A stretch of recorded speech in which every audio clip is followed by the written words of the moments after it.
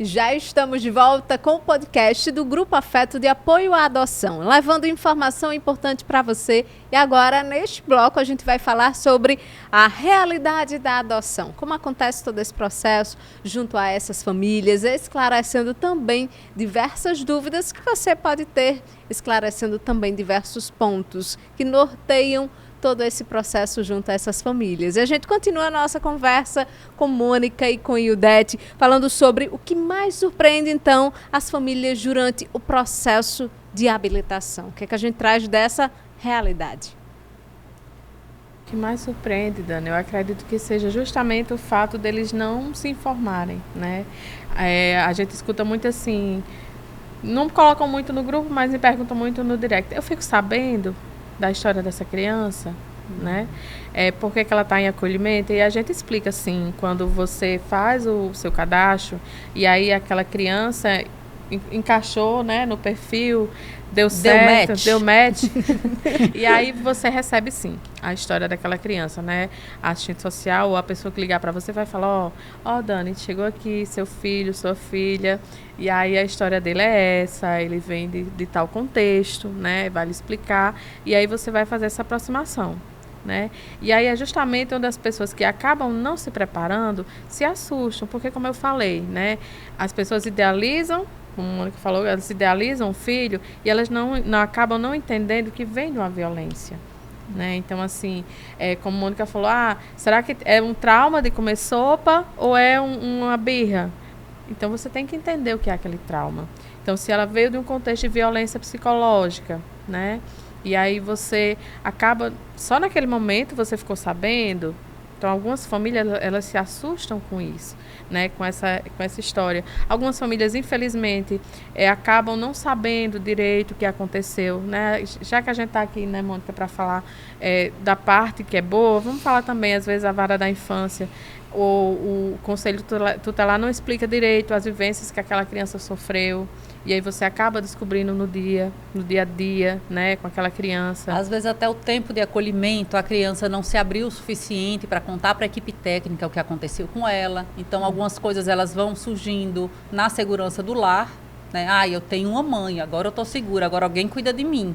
Eu tenho um vínculo ali, eu tenho confiança, eu vou contar. Isso. Então, às vezes, as informações, ela vêm junto com o vínculo, né? Sim. E aí a gente tem alguns baques, algumas situações. Mas a criança entra, se habilita também, de certa forma. A gente falou da habilitação dos pretendentes, né? Dos adultos responsáveis. A criança, ela também entra no sistema. O sistema, ele é um match. Na hora que você está apto, na hora que você foi inserido no sistema, você é um número. Então, não importa se é uma adoção solo, uma adoção homoafetiva, uma adoção de um pai e mãe, não importa. Você entrou, a data da sua sentença é que vai determinar seu número na fila.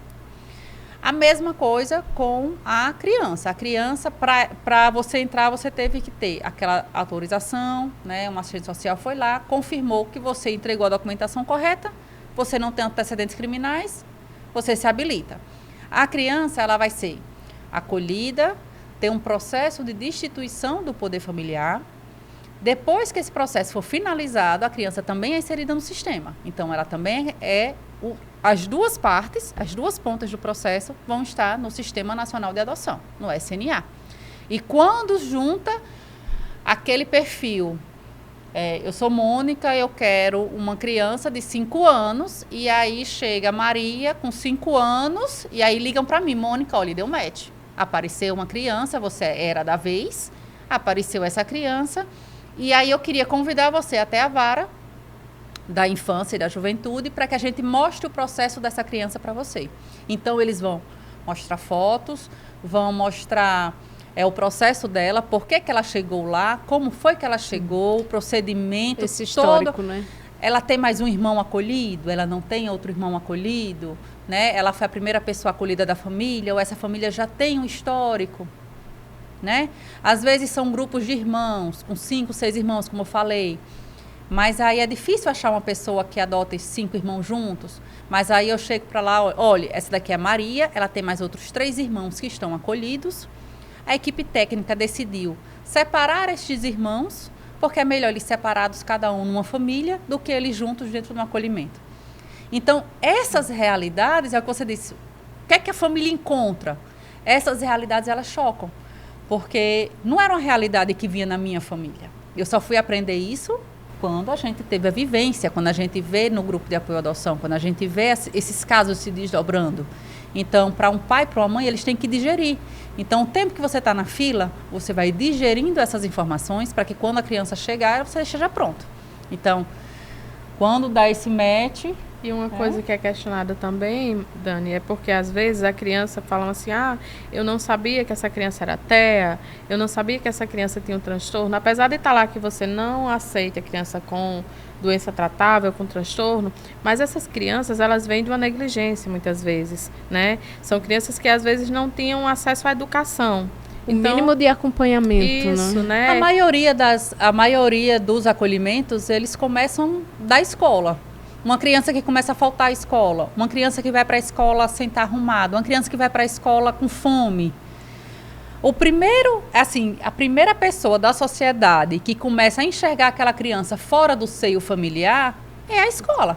É um professor, era a professora, é uma diretora, é uma ASG, é alguém daquela rede de apoio educacional que começa a ver aquela criança, né? Porque, enquanto isso, os adultos responsáveis estão negligenciando. Alguém de fora tem que ver essa negligência. E geralmente essa negligência é vista na escola. Então, o índice de atraso escolar é muito grande porque geralmente as crianças não estão preparadas, não estão aptas, né?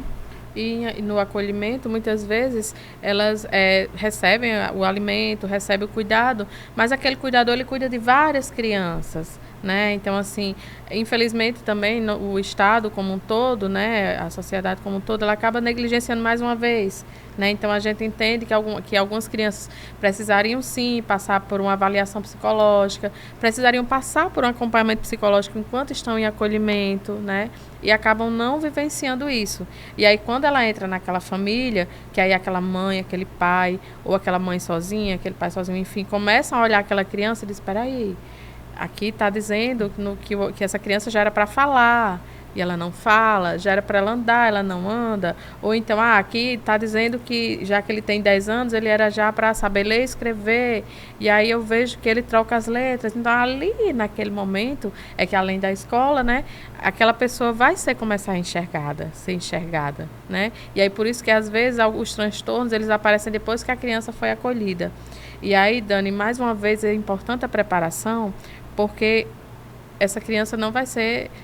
uma adoção, para não falar de evolução, uma adoção que não deu certo, digamos assim, né? Então, é justamente para que essa ruptura não ocorra, para que ela tenha uma aproximação correta, para que esse familiar se prepare e para que essa ruptura não ocorra mais uma vez, para, como a Mônica falou, não seja mais uma revitimização dessa criança e passe mais por 1, 2, 3, 4 famílias, né? Que é o que a gente não quer de jeito nenhum.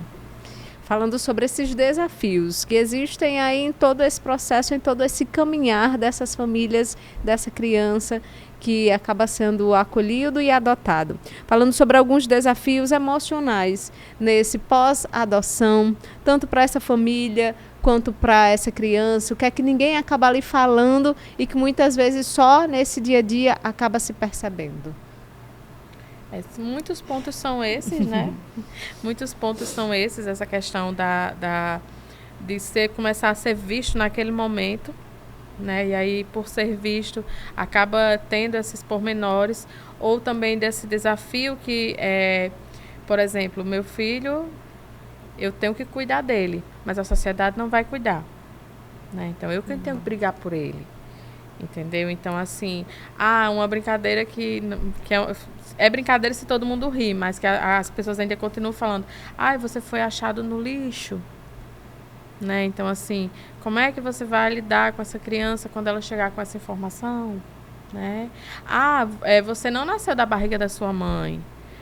Você foi enjeitado. Você foi rejeitado. Quem é a sua família de verdade? Quem é a sua família de verdade? E isso é assim... Escuta isso na escola de crianças pequenas, mas escuta isso de adultos. Sim. É muito mais comum um adulto falar isso do que uma criança. Sim. E também, quando o pretendente também às vezes chega para falar para a família que adotou, aí falam assim, agora você vai ter o seu de verdade. Agora você vai engravidar. Agora você vai ter o seu. Assim, o que eu acho mais chocante, Mônica, é até isso, agora você vai ter o seu de verdade. Como se aquele outro filho não fosse de verdade. Né? Então, assim, e aí às vezes... É sempre uma invalidação. Isso, às vezes acontece a coincidência de famílias que adotaram terem, sim, um filho biológico.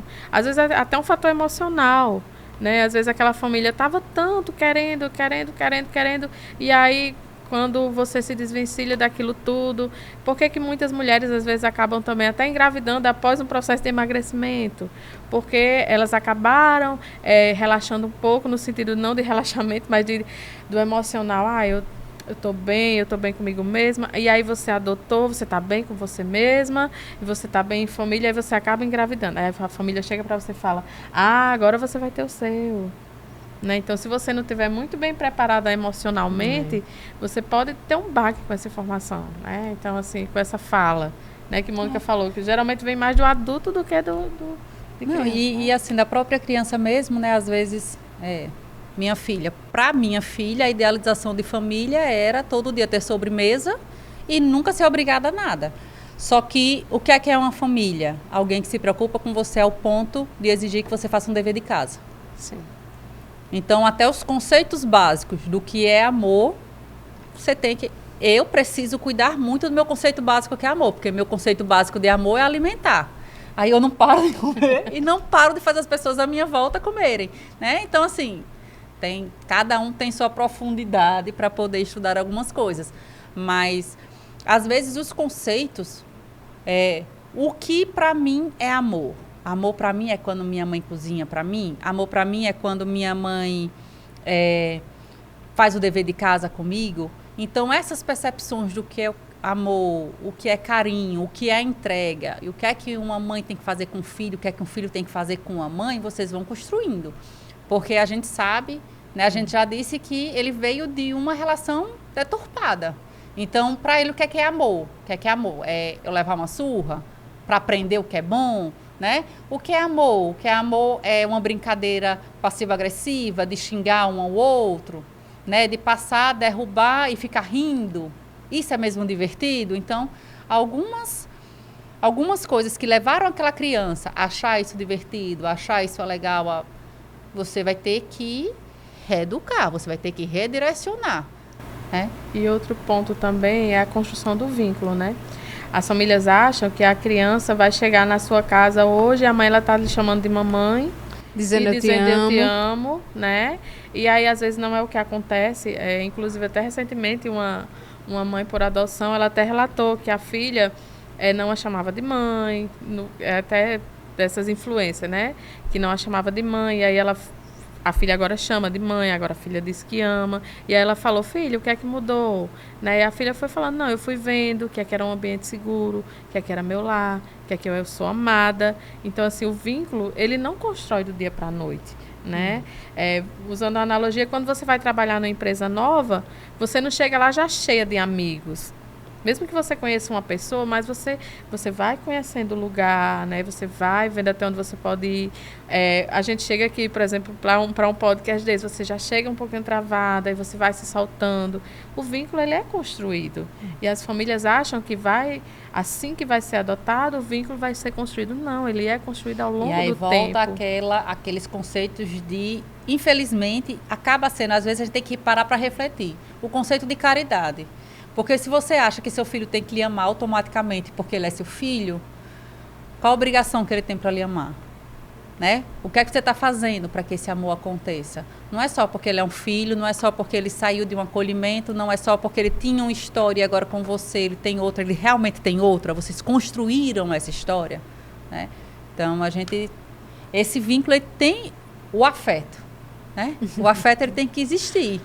E o afeto ele é construído de várias maneiras e ao longo do tempo. E por todas as pessoas que compõem toda aquela unidade familiar. E muitas vezes você, por ser o adulto, você tem que brigar mais para que ele aconteça.